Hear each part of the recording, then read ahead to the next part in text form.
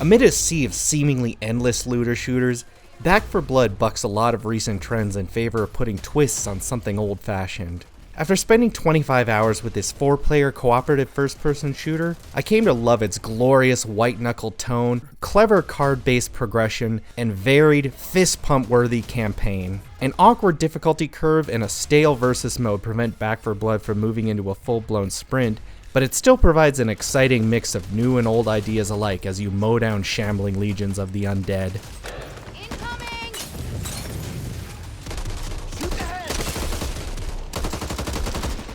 Set in a post-apocalyptic world where popping zombies, called ridden here, in the head is as ordinary as brushing your teeth, Back 4 Blood follows a community of survivors trying to not get their jugulars torn out before breakfast.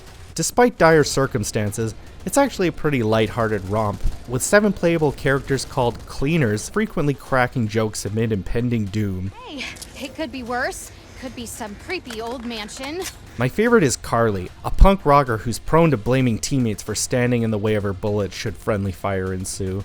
That surprisingly pleasant attitude pervades combat in Back 4 Blood as well. All too often, I found myself grinning over the utterly absurd sights. Like Sleeper Ridden sitting comfortably in meaty wall-mounted cocoons suddenly springing to life then pinning a teammate to the floor.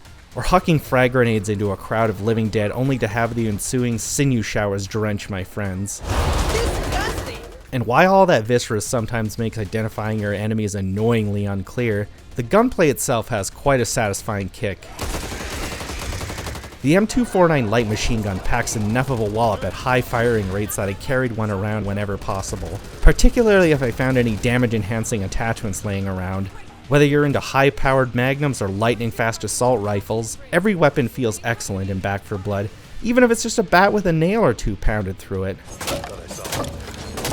You can get lost in the shockingly in-depth card system too. Deck building might sound hilariously ill-fitting for a game about rattling off thousands of rounds at walking corpses, but it's maybe my favorite addition to this familiar formula. Before missions, you can equip several collectible cards that modify a cleaner's stats and abilities. I wanted to keep up a fast pace on my feet and in the holster, so I built a deck with superior cardio, which increases stamina regen like nobody's business, and Power Swap, adding a hefty 20% damage boon to weapons after swapping between them right before a clip runs dry. Stopping for anything became a fleeting memory with these cards, as I could bolt to and fro, often one-tapping through the undead hordes. Nothing can hold me, at least not for long. It's essential to sift through every card you come across while out scavenging in levels too, because attempting Back 4 Blood on its more challenging difficulties is a waste without them. There are 3 difficulties available from the get-go: Recruit, Veteran, and Nightmare. My group initially chose Recruit to find our footing, and we knew it was too easy before long, so we dialed it up to Veteran, and everything went to hell. We got maybe 20 feet out from our mission starting point, and, well, this happened. I love a good challenge, so long as everything is fair. Marching into Back 4 Blood's Veteran or Nightmare difficulties straight away is downright masochistic, however. Especially as debuffs pile up when negative corruption cards enter the mix with more intensity than they do on Recruit. I have a suspicion that Turtle Rock Studios wants everyone to play through Recruit first, similar to how Diablo 2 Resurrected handles its progression curve, but if that's the case, I have no idea why the others are selectable from the start. If nothing else, getting trounced on Veteran or Nightmare gives you a decent excuse to replay Back 4 Blood's wonderfully diverse chapters, each of which contains several unique missions, from desolate, rural towns in the middle of nowhere to entire cityscapes engulfed in mounds of rotting fleshy overgrowth. Nowhere is safe from this world's collapse. The campaign isn't just a leisurely stroll from safe room to safe room either, as your objectives will shift about quite a bit depending on the circumstances.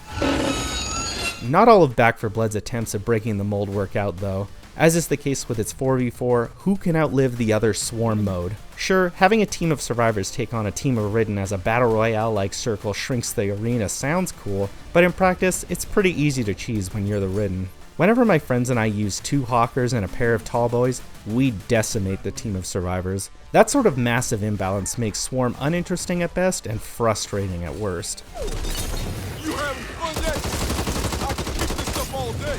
Between its stellar card augmentations, excellent campaign, and a jovial tone that creeps into every facet of its design, Back 4 Blood puts some exciting new spins on a familiar genre. Its flippant difficulty spikes and an unbalanced versus mode prove that not every experiment works out, but its co-op zombie fighting manages to forge its own identity. Back 4 Blood confidently marches to the beat of its own tune rather than lifelessly shamble after distant memories.